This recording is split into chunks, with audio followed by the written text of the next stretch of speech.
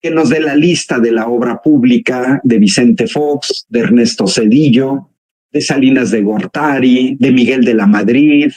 de López Portillo, de Luis Echeverría, a ver si es cierto, porque en parte esta cuestión de desesperación y de impotencia pues se deriva de que no hubo obra pública. Y además a mí una cosa que me sorprende, no hubo obra pública en los sexenios del PRIAN y en los sexenios neoliberales, pero sí recibieron casi 7 billones de pesos, 7 billones de pesos de ingresos petroleros, de los cuales 6 billones de pesos fueron de ganancias por la venta de petróleo en el exterior. 6 billones de pesos. ¿En qué se gastaron ese dinero? Si dejaron una deuda de 11 billones de pesos y recibieron 6 billones de pesos de ganancias del petróleo, estamos hablando de 17 billones de pesos. ¿En qué se los gastaron si no hay obra pública? ¿Cómo la ves, Jorge? Porque no podemos decir que les faltó dinero. Dinero hubo. Sí, no, bueno, es que hay una tendencia, ¿no? A la mala administración,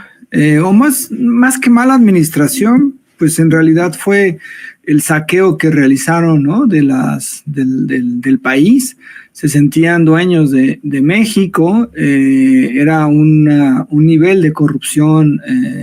brutal, grotesco, y además pues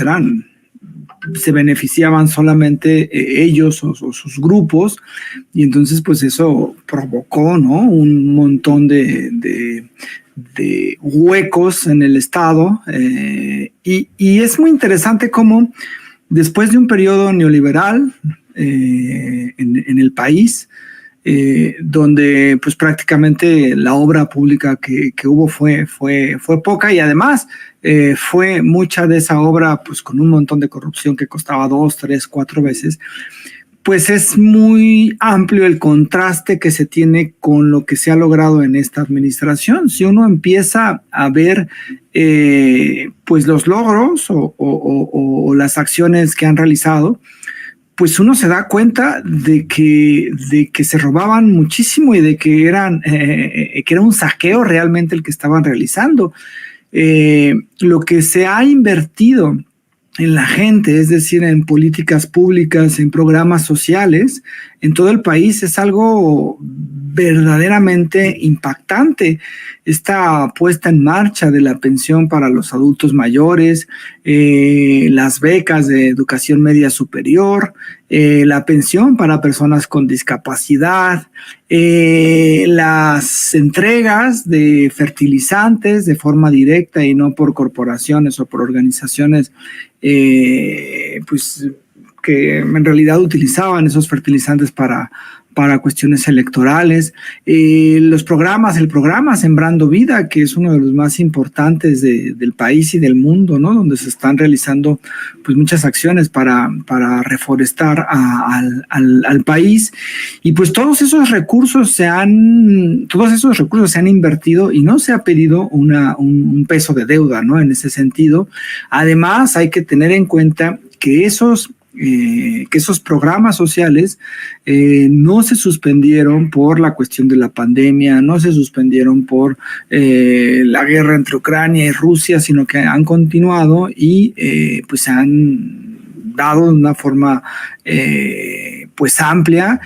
Y esto, o sea, no solamente es esa inversión en las personas, sino también todo lo que se ha realizado en cuanto a mejora del sistema hospitalario en el país, a mejora de carreteras, a obras de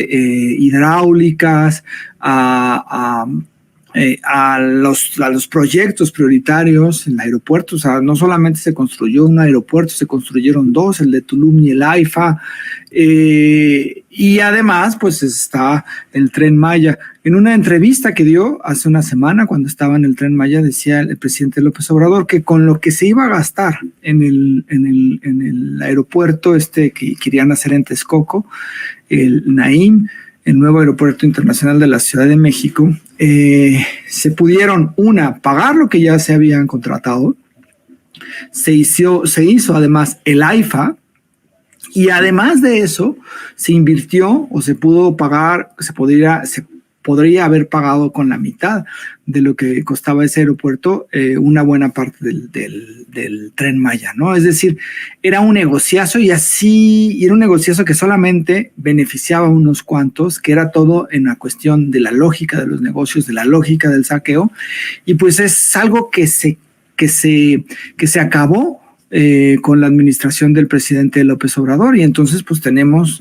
claro que los recursos se han invertido de una manera eficaz, que ha habido un proceso de austeridad para que pues no hubiera las prebendas que tenían los altos funcionarios, y que además pues se ha luchado contra la corrupción, ¿no? Y entonces en ese sentido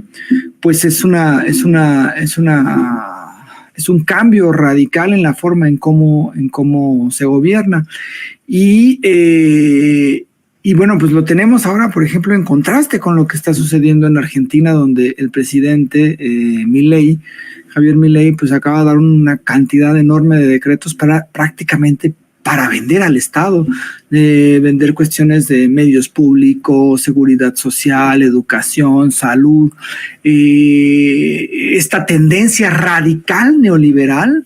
que está en cabeza en este momento, yo creo que en América Latina, Milei, y pues está el otro lado que creo que encabezamos desde México con el presidente López Obrador, que es un Estado benefactor, un Estado que busca el bienestar de la gente y que busca que desde la cuna hasta el fallecimiento pues tengan y se cubren todas las necesidades básicas. Y yo creo que esa es la apuesta que ha tenido el presidente, es la apuesta que ha establecido la Cuarta Transformación, es una apuesta realmente de izquierda, y pues yo creo que se han sentado las bases tanto legislativas, las bases también ideológicas para que esta transformación avance y pues se logre, ¿no? Que el Estado pues proporcione ese bienestar y que se vayan eliminando las desigualdades y que se vayan eliminando las injusticias para que vivamos pues en un país cada vez